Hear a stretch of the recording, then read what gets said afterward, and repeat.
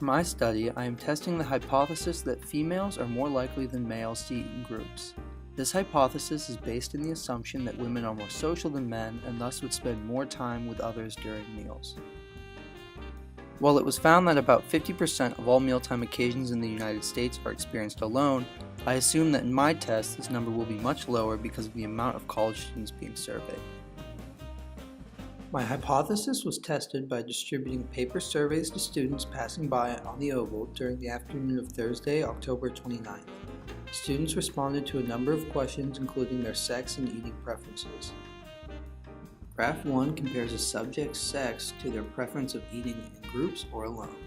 Younger adults as a whole tend to prefer to eat with others, so the high amount of males who would prefer to eat alone is an area of interest. While the number of males and females who prefer to eat with others is equal, more men would prefer to eat alone when compared to females, who would prefer to eat in the company of others. Surprisingly, these results change significantly when looking at the actual data of meals eaten with and without others.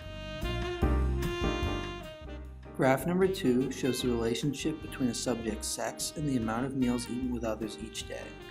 These results found that men are 24% more likely to eat 2 or more meals in the company of others each day compared to women. According to one study, this finding could be due to the fact that females tend to eat significantly less when in the company of others. To adhere to a norm of minimal eating, females target the smallest eater of a group and base their quantity intake on that individual. Thus, it would seem females would eat more meals alone in order to make up for this deficit in caloric intake. This data shows that men are 23% more likely to have 2 or more meals with others during the day when compared to women. The low amount of people who had no meals in the company of others is not surprising because meal sharing is a form of social interaction, especially in a college setting. The high number of people who reported eating at least 1 meal with others is also expected because dinner is still an activity that is very socially oriented. A possible limitation of the testing of this hypothesis could be the fact that only college-aged males and females were tested. This could skew the results in favor of more social dining due to the nature of college students being in close proximity, as well as the somewhat similar schedules students share, which would allow for more meals to be shared without time conflicts. Another possible limitation of this hypothesis could be the amount of men who responded to the survey when compared to women. 56% of the participants in the survey were men, which may have contributed to a more male-dominated set of data.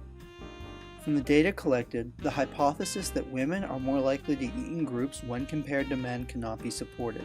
The data shows that the inverse of this idea, that men are more likely to eat in groups when compared to women, is more likely to be supported. In college, young people use food as a way to create connections and relationships with others. By sharing a meal with someone else, students can hope to achieve a more social and family-oriented dining experience.